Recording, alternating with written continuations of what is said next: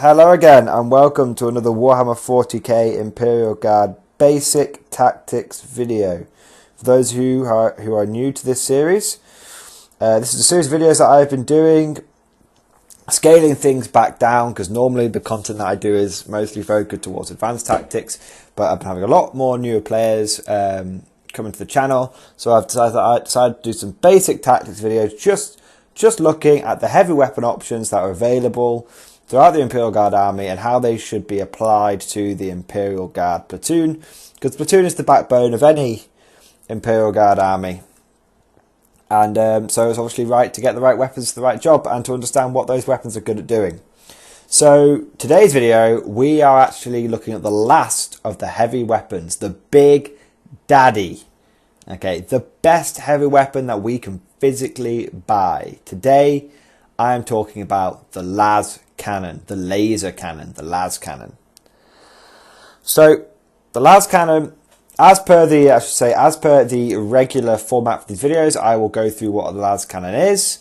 I will then talk about what weapons it pairs well with, and then where you should use it within your platoon. Okay, so I'm going to try and keep this video fairly short and sweet because the Lascannon, there's not much wrong you can really say about it. It's a very, very, very good gun. Okay, so the Lascannon is 20 points. It is the most expensive of the heavy weapons options you can have. Okay, for your 20 points, you get a weapon that has a 48-inch range, strength 9, AP 2, heavy 1. So it's a single shot, but if it hits something, it's going to fuck it. It's going to absolutely destroy pretty much any target you shoot it at within reason. Okay, so the Lascannon used to be, throughout the whole of 40k, the Lascannon used to be the premier anti-tank weapon. All other anti-tank weapons were compared to the Lascannon. And it's very easy to see why. With a high strength, like strength 9, even things like land raiders, you know, are able to be penned. Back in the day, remember this, back in the day, the only weapon that could get a penetrating hit on a land raider was a Lascannon. Everything else could only get a glance. So that's incredible when you think about it. That's what used to make land raiders so powerful, and that's what used to make Lascannons so worthwhile. Because the Lascannon, like, if you brought a land raider, if your opponent brought a land raider and you hadn't brought Lascannons, you know, let's say you were playing guard, you only brought missile launchers, or orcs, you only got access to your rocket launchers. Eldar, maybe you've got, you know, your lances, or maybe you didn't, maybe you stuck with the Eldar missile launcher. You know, but what I'm saying is back in the day, before, you know, even Tau with their newfangled rail cannons, you know, which really were the start of things being bigger and better than the Lascannon. Back in the day, for many an edition, the pinnacle anti-tank weapon was the Lascannon because of that strength 9 and because of that AP 2. Because what the AP 2 physically allows, it adds +1 to the vehicle damage chart, which means you can physically blow up a vehicle in 7th edition. In the new vehicle damage chart table, where you have to get a 7 on the vehicle damage table, the Lascannon is the only weapon out of all the heavy weapons we've discussed so far that can one-shot an enemy vehicle. Okay? It's the only heavy weapon that can do that. So, obviously it's got a drawback, which is it's a single shot, which means you're only going to hit 50% of the time. But, unlike other weapons, maybe like the autocannon, where you only hit 50% of the time and then there's a good chance that your shot will bounce off and not do anything because the enemy will often get an armor save against it. The Lascannon, if it hits, it's going to wound, you know, most of the time it's going to wound. And most of the time your enemy's not going to get any sort of save against it. Okay? Now, the Lascannon definitely is the pinnacle. It is the cornerstone. It is the fundamental basis of my current philosophy on heavy weapons, which is go big or go home. Because back in the day, old Imperial Guard, the old way of thinking with the Imperial Guard was throw enough shit at the wall and some of it will stick. Well, now, unfortunately, we don't really have that luxury anymore. Now we've got to have the philosophy, well, this is in my opinion, you've got to have the philosophy of we only hit half the time. That means when we do hit, it's got to count for something.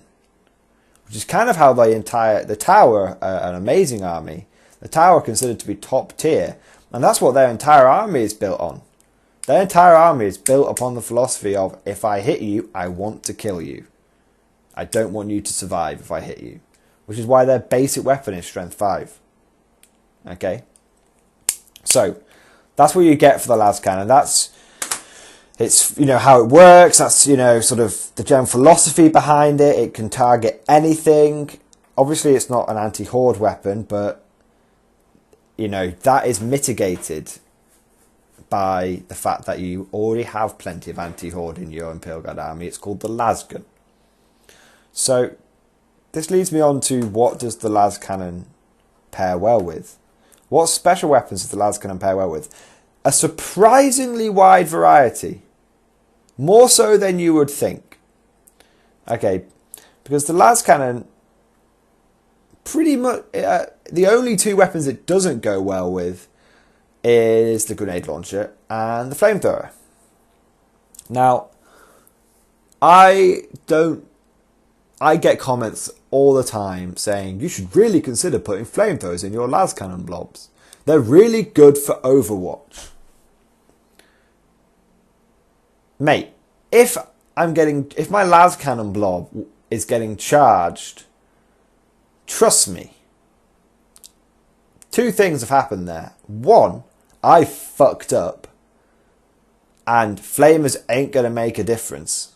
Or two, I'm getting charged by something that really doesn't give a shit about flamers. Okay?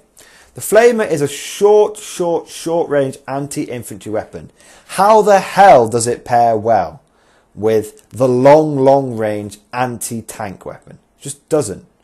That philosophy is one that will only lead to disappointment. Because what have we learned from playing Scions? What have we learned from my Scion tactics videos? What have we learned in general with Guard? Which is specialise or die. Don't go mixing anti-infantry weapons with anti-tank weapons. The only exception to this rule is the grenade launcher missile launcher combo, and that's only because the grenade launcher can function as an anti-tank weapon or anti-light armor weapon.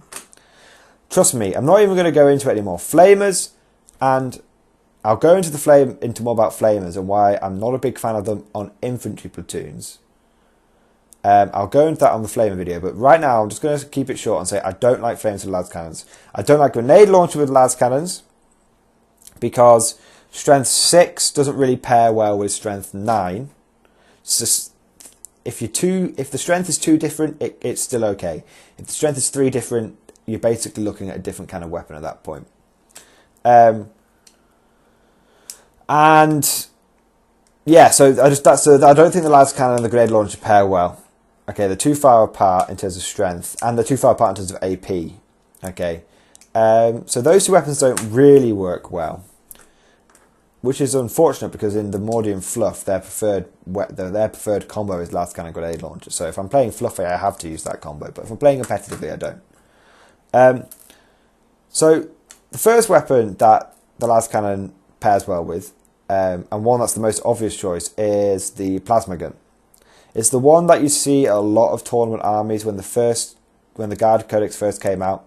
You would have Las Plas platoons, because it kind of was a lot of players thinking, oh, well, you have Las Plas Razorbacks and they work really well, so Las Plas platoons will work really well, and they do.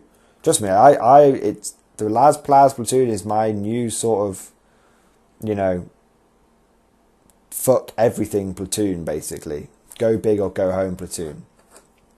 The reason for this is the plasma gun is strength 7, the Lascannon is strength 9, which means they're only 2 strength different. They can both target high toughness units like monsters, creatures. The plasma gun is strong enough to still be able to threaten most vehicles out there, so it's fantastic. Only the heaviest armor will the plasma gun struggle against. And they're both AP2, which means they're both great for popping vehicles and destroying monsters, creatures. And the plasma gun has 24-inch range, which means you will generally get more mileage out of it. You will get 3 or 4 turns shooting with the plasma gun. The second weapon, which is one of my go-to combos with the Lascannon, is when you're slightly on a budget, is the melter gun. Now the melter gun is strength 8, which is very close to Lascannon's strength 9. It's AP 1, which is actually better than the Lascannon's AP 2, because it means you've got a much better chance of blowing up vehicles. And obviously you have the melter rule, which is if you're within 6 inches, which is really close, you get 2d6 for armor penetration. So the melter gun does pair well with the Lascannon in terms of its strength, its power, its tank busting capability. Its biggest downside is it's only got a 12-inch range. Now, there are ways of mitigating this, which I've covered in other videos, but in summary is how they work well together is in 2 ways. Number 1, if you are on the attack. If you're on the attack, you keep your melter guns, you keep your Lascannon stationary, you conga line backwards as the rest of the platoon pushes forwards, and by about turn 3 or turn 4, you'll get into melter gun range with your melter guns. Normally turn 3, and you'll get a solid turn 3, turn 4, turn 5 of melter gunning. And you won't, and because of the strength 8, you'll be perfectly fine killing monsters, creatures, and all importantly, you wound that Riptide, the bastard in Riptide, you wound it on 2s with melter guns, which is a big deal in comparison to plasma guns. And of course, with the AP1, you only have to hit half the time. If you do hit, you're probably going to blow the enemy vehicle up. So that's how you advance. That's how they pair well when you're on the attack. You conga line backwards, you push forward with the melter guns, and in a 2 or 3 turns, you'll be in range and you'll be fine. If you are on the defensive, the melter gun works equally as well, because what you do is you create a tactic which I want to do a separate video on, called the melter hedge. Very short, very quickly, what it means is, imagine if you've got something like enemy Wolfen or Wolf cavalry charging down at you, any sort of high toughness assault based unit, even things like Death Company, which are just fucking nasty in combat, any assault unit which is going to be coming barreling down at you, maybe in a transport, maybe not. What happens is your Lascannons get 1 to 2 solid turns of long range firing into them. Then when your enemy closes the distance, you can move forward with your melter guns and create layered defense. So your Lascannons are your first layer of defense, and then your melter guns are your second layer of defense. And you present this almost like a pike wall. You present a melter wall or a melter hedge, and you just, like a spiky hedgehog, you just keep firing those melter guns. You're only going to hit half the time, but the important thing is that when you do hit your enemy's assault unit, you're going to hurt it. Now, a specific example I have of this was when I was playing in a league about a year ago, and I was getting absolutely charged down by a big, actually this is in a practice tournament game 4 months ago actually, similar army, complete different players, and a big unit of Death Company dropped out of a Storm Raven, as they are wont to do, and charged forwards. Now they obviously massacred the conscripts that were in the way, but at the time I was using MSU Guardsman Infantry squads, where I had lots of platoons, but I wasn't blobbing them up. I was using small individual squads, which meant that I could feed my enemy's assault units 1 squad at a time. It's a good tactic. It's one that I want to go into. And so what happened was, even though I had 6 infantry squads with 7 infantry squads. Sorry, 6 or 7. I can't remember the exact number. But I had about a platoon and a half in both times, and all I'd given every squad was melter gun and Lascannon, melter gun, Lascannon. As far as I could see, no autocannons. It was just melter gun, Lascannon, melter gun, Lascannon. And it was really important because I would kill. I got a couple of turns of like plinking the Death Company down, or when they were running across the field at me. One game they dropped out the Storm Raven. One game they ran at the field at me. And then when they got, and that allowed me to not do huge casualties, but noticeable casualties. I took out about 5 Death Company with Lascannons before they even made it to me, which was about a third of the squad. Just with, you know, Lascannons. Then when they got close, melter guns. And the melter guns, again, they chipped in, and they, even though they only hit half the time, no feel, no pain, no armor save, nada, just dead and out. That was the beginnings, you know, when the melter Lascannon combo was the beginning of the go big or go home philosophy that I basically sort of slowly moved into over the last 12 months. So there you go. So that's why it pairs well with the melter gun. Now, finally, a weapon which will probably surprise you that I think the Lascannon pairs well with is the sniper rifle. Because I should say the Lascannon is in the day and age of 7th edition, where monstrous creatures are rampaging across the land, butt fucking every army that doesn't have access to monstrous creatures. The sniper rifle actually pairs well with the Lascannon, because the Lascannon most of the time will be shooting at monstrous creatures, and the sniper rifle, for a mere 2 points, if you hit, you're going to wound that monstrous creature on 4-ups. No matter how, regardless of its toughness. And if you've got a 6 to wound, that's a rending wound. No armor save. It's actually really powerful. It's actually a really good combo. And it's why I take sniper rifles in my company command squads. I have company command squads. You know my standard loadout, which is Lascannon and sniper rifle and regimental standard.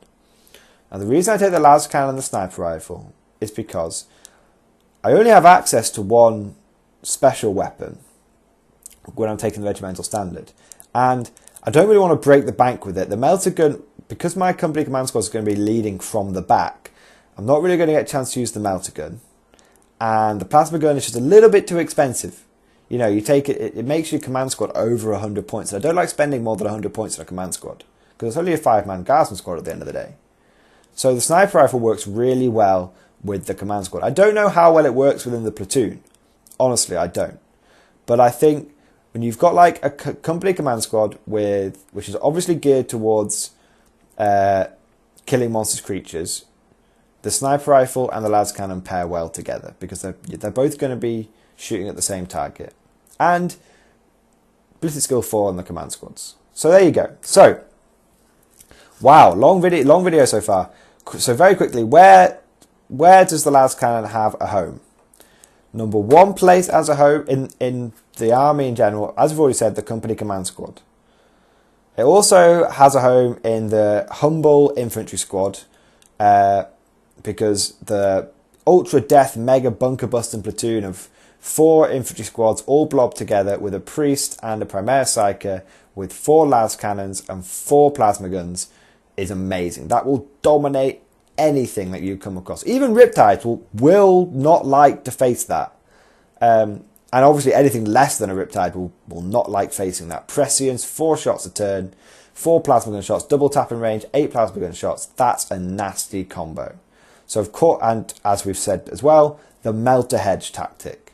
You know, if you know that you're going to be facing Wolfen or any, you know, a tough assault based army, you know, power armor and above, then the melter gun and the Lascannon work well for you to implement the melter wall tactic, the melter hedge tactic. I also think obviously they have a place in the heavy weapons squads, because it allows you to focus your firepower. You won't be wasting your las guns. The problem with putting them in infantry squads is you'll be wasting your las guns a lot of the time. But when you put a las cannon and a plasma gun in an infantry squad, the las gun guys basically become ablative wounds. The only disadvantage of putting them in a heavy weapons team is they're expensive and they will draw a lot of firepower very quickly. So your opponent will more than likely kill them very quickly. So that's why I think, surprisingly, that Lascannons actually have a better home in the mainline infantry squads, because the heavy weapon The heavy weapon squads that work and are successful are the ones that are cheaper. So ones that you don't mind losing are the ones that aren't going to draw a lot of firepower, like the autocannon heavy weapons teams, the heavy bolter cannon heavy weapons squads, the mortar ones. Autocannon, I think the best heavy weapon squad out there is the autocannon one. Slight tangent, because it's cheap, it puts out a lot of firepower, and if your opponent kills it, you've only lost 3 autocannons, and there's plenty more where they came from. Lascannons, on the other hand, if you lose 3 lascannons, that's a big deal. That can often be about half your anti-tank gone out of your army. So I feel it's best to put lascannons in infantry squads where they will be protected by the ablative wounds of the lasguns and the sergeants. So there you go. That's the lascannon done. It's, again, a longer video, but that's because I really want to stress the importance of how good the lascannon is. You guys, I'm not going to waffle on any longer. You guys know in my go big or go home philosophy, I have been having great success with that. On Tuesday of this week, I used my go big or go home philosophy. I wasn't distracted by anything. I just took lascannon plasma gun platoons with some conscripts. I absolutely destroyed my opponent. And that's been the trend for the last... Since I made that video, and since I implemented it, that has been the trend. The lascannon has replaced my autocannons. I now rock 12 lascannons. I never leave home now without 8 to 12 lascannons, 8 to 12 melter guns. I can't do it. It's a good philosophy, the go big or go home philosophy. If you only hit half the time, you've got to make your shots count. You've got to hit them hard. And the lascannon is key to that philosophy being successful. Without it, it couldn't be done. The missile launcher probably couldn't pull its weight in the higher points games. So, I hope you guys have enjoyed this video. I hope some of you old time, obviously I hope you new players have learned how much I love the lascannon, have learned how good it is. Hope some of you older players have, stopped and thought and gone, I didn't really think about the melter hedge tactic, or I didn't really think about the advancing conga line melter gun lascannon combo. I've always just instinctively put my lascannons in heavy weapon squads. Maybe I should start putting them in infantry squads. I hope that is thoughts that are going through your head. Because, I really think if you do that, you'll have some really good success with your infantry squads. So, I hope that everyone has found this video useful and informative. As always, I love the discussion part of YouTube, so wang down some comments in the section. Tell me how you've had success with your lascannons. And, a good thing is, if you've made this far in the video, is tell me if you guys have been having success with the go big or go home philosophy. That'd be really cool. So thank you for listening, and I'll see you guys next time.